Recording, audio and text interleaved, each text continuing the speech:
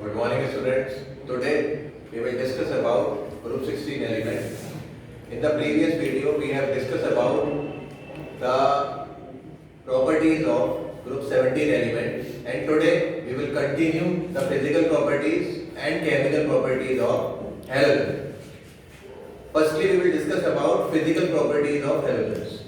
Basically, fluorine and chlorine are gases in nature. Bromine is a liquid and iodine is a solid. So if we will talk about the physical state, fluorine and chlorine are gases, bromine is a liquid and iodine is a solid. All the halogens are colored in nature. This is really very important point, that why halogens are colored in nature. Fluorine and chlorine show greenish yellow color, bromine show red color, and iodine show violet color. Why halogens are colored in nature? Basically, all those compounds which show color will radiate some complementary color which lie in the visible region. The halogens are colored in nature because they absorb the radiations which lie in the visible region and then they radiate the complementary color. ये वही radiation absorb करते हैं जो visible region में लाई करते हैं और फिर ये अपने कॉम्प्लीमेंट्री कलर को रेडिएट कर देते हैं. तो फ्लोरीन का कलर होता है येलो, क्लोरीन का कलर होता है ग्रीनिश येलो, ब्रोमीन का कलर होता है रेड और आयोडीन का कलर होता है वायलेट. कलर्ड इसलिए होते हैं क्योंकि ये रेडिएशंस वो एब्जॉर्ब करते हैं जो विजिबल रीजन में लाई करती है और फिर ये अपने कॉम्प्लीमेंट्री कलर को रेडिएट कर देंगे. ठीक है.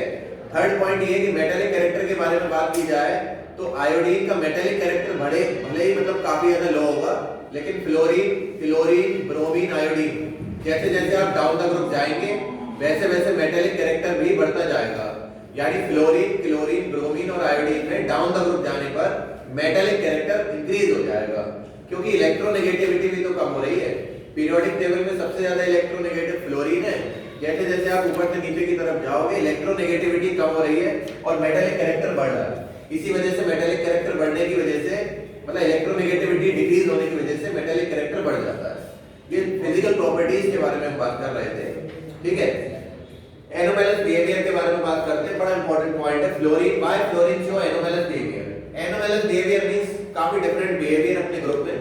तो 15 ग्रुप में एनोमैलस बिहेवियर नाइट्रोजन का था, 16 ग्रुप में एनोमैलस बिहेवियर ऑक्सीजन का है और 17 ग्रुप में एनोमैलस बिहेवियर फ्लोरीन का है. तीनों के आंसर वही मैच करेंगे. ठीक है. Anomalous behaviour means different behaviour and 3 questions. The question है 3, आंसर वही है. तीनों के आंसर वही है. एनोमैलस बिहेवियर नाइट्रोजन का भी इसी रीजन की वजह से है, ऑक्सीजन का भी इसी वजह से है और फ्लोरीन का भी इसी रीजन की वजह से है. बेसिकली एनोमैलस बिहेवियर इस वजह से होता है क्योंकि पीरियोडिक टेबल में जो ग्रुप टी लोग में फर्स्ट ग्रुप में मतलब जो भी ग्रुप है उसका पहला एलिमेंट एनोमैलस है क्योंकि उसका साइज होगा स्मॉलर. ठीक है. जैसे जैसे आप डाउन द ग्रुप जाओगे साइज बढ़ता जाएगा. तो एनोमैलस इसलिए क्योंकि पहला एलिमेंट का साइज कैसा है, छोटा है.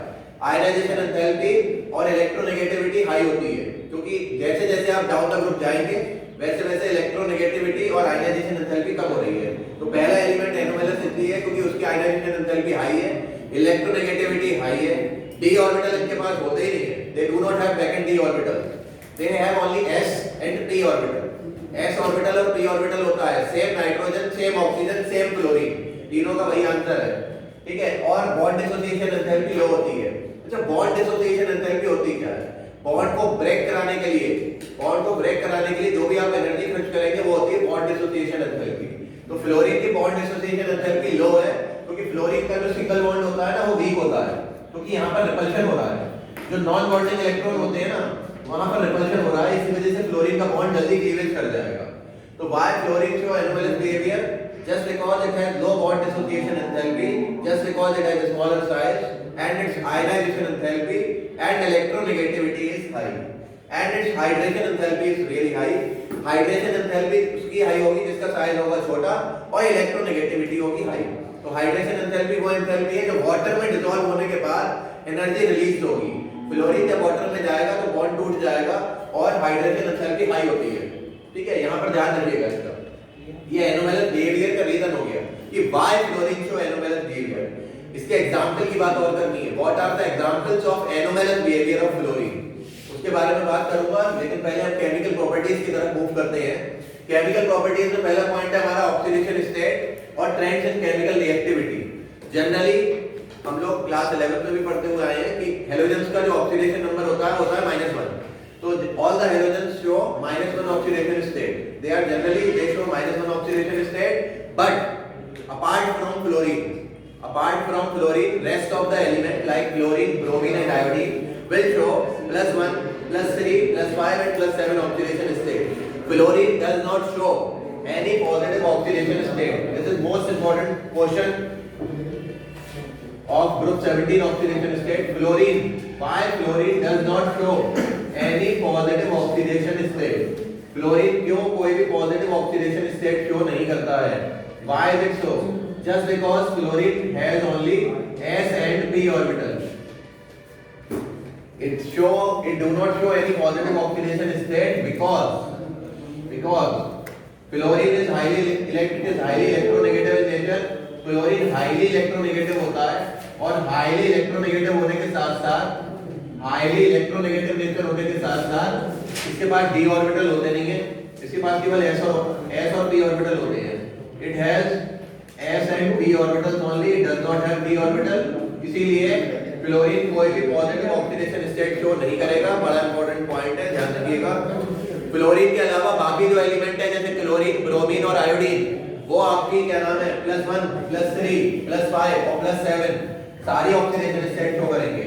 तो अब हम बात करने जा रहे हैं बाकी एलिमेंट के बारे में जो कि आपको +1, +3 और +5 और +7 ऑक्सीडेशन स्टेट शो कराएंगे. लेकिन हमें कैसे पता चलेगा कि +1, +3, +5, +7 चारों हैं? देखिए, ये देखने के लिए हमने जनरल इलेक्ट्रॉनिक कॉन्फ़िगरेशन की हेल्प ली है. सबसे पहले हमने NS इलेक्ट्रॉन भरेंगे, NS के बाद हम फिल करेंगे Np और Np के बाद फिल करेंगे हम Nd, यानी d के ऑर्बिटल. फ्लोरीन तो बेचारा मजबूर है, फ्लोरीन के पास तो d ऑर्बिटल है ही नहीं ना. जब फ्लोरीन के पास d ऑर्बिटल नहीं है तो फ्लोरीन तो ऑक्सीडेशन स्टेट शो कर ही नहीं पाएगा. बाकी एलिमेंट जरूर करेंगे. फ्लोरीन केवल क्या करेगा, एक ही करेगा -1. अच्छा, इनका कॉन्फ़िगरेशन होता है NH2 Np5. Np5 का मतलब 3 इधर होगा और 2 इधर होगा, यानी कि होगा 5. ये इसका पहला ग्राउंड स्टेट है. हेलोजन जब ग्राउंड स्टेट में होगा ना तो NH2 Np5 होगा. लेकिन जब आप एक्साइटेड स्टेट में जाएंगे तो इलेक्ट्रॉन जंप करेगा. कहां जंप कर जाएगा? ग्राउंड स्टेट से कहां जंप करेगा? एक्साइटेड स्टेट में. कैसे जंप करेगा, ध्यान से देखिएगा. जब इलेक्ट्रॉन जंप करेगा तो इनर वाले जंप थोड़ी करते हैं. कौन से जंप करते हैं? आउटर वाले. अभी इलेक्ट्रॉन कूद जाएगा, इधर चला जाएगा, आगे वाले ऑर्बिटल में चला जाएगा. ये फर्स्ट एक्साइटेड स्टेट है.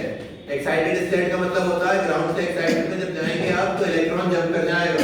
Np का एक इलेक्ट्रॉन जंप कर रहा है, कहां पर? आगे. जब यहां पर एक अनपेयर्ड इलेक्ट्रॉन है, कितने अनपेयर्ड इलेक्ट्रॉन बच्चों काउंट करो, कितने अनपेयर्ड इलेक्ट्रॉन है? 1. जब 1 अनपेयर्ड इलेक्ट्रॉन होगा तो 1 अनपेयर्ड इलेक्ट्रॉन अकाउंट फॉर +1 और -1 ऑक्सीडेशन स्टेट. अगर एक ही अनपेयर्ड इलेक्ट्रॉन है तो या तो -1 ऑक्सीडेशन स्टेट होगी या फिर कौन सी होगी? +1. लेकिन अगर आप एक्साइटेड स्टेट में जाएंगे तो इलेक्ट्रॉन जंप कर जाएगा और इलेक्ट्रॉन जंप करेगा तो 3 अनपेयर्ड इलेक्ट्रॉन है और 3 अनपेयर्ड इलेक्ट्रॉन है तो कितना ऑक्सीडेशन नंबर होगा? +3 हो जाएगा. जब आप सेकंड एक्साइटेड स्टेट में जाएंगे फिर से इलेक्ट्रॉन जंप करेगा.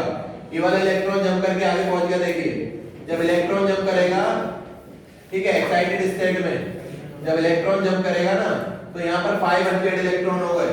5 अनपेयर्ड इलेक्ट्रॉन का मतलब कितना ऑक्सीडेशन नंबर हो जाएगा? 5 अनपेयर्ड इलेक्ट्रॉन का मतलब क्या हो जाएगा? +5. Very good. और थर्ड एक्साइटेड स्टेट पे जाओगे तो एक इलेक्ट्रॉन और जंप करेगा. तो आपसे रीजन पूछा जाए कि बाकी हैलोजन जो होते हैं वो why other halogen show more than one oxidation state? बाकी हैलोजन में ऐसा क्या होता है? बाकी हैलोजन में स्पेशलिटी कुछ नहीं है, d ऑर्बिटल्स होते हैं. Very good. पीछे सवाल पे आ रही है कि d ऑर्बिटल होते हैं. ठीक है, d ऑर्बिटल होते हैं, इसी वजह से कर रहा है. फ्लोरीन के पास तो d ऑर्बिटल है ही ना. फ्लोरीन के पास d ऑर्बिटल ही नहीं है तो वो करेगा कहां से? इनके पास 7 अनपेयर्ड इलेक्ट्रॉन होगा थर्ड एक्साइटेड स्टेट में.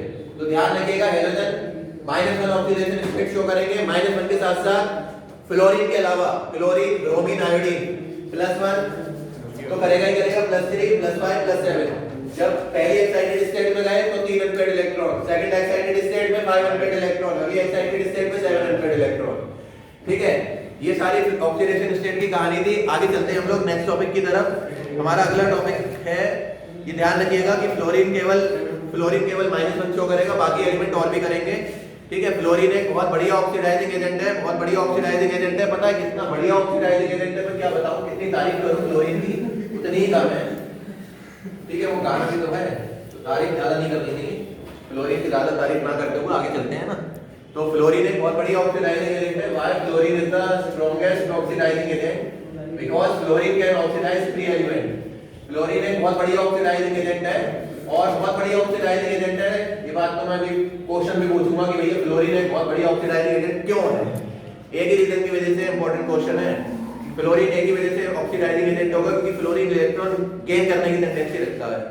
बहुत ज्यादा इलेक्ट्रोनेगेटिव है, बहुत जल्दी गेन करेगा, इसी वजह से ऑक्सीडाइजिंग एजेंट। पेपर में आ जाए तो लिखाना why fluorine is the strongest oxidizing agent? Because it is highly electronegative in nature. It has 7 electron in the outermost shell. It can readily gain 1 electron very easily.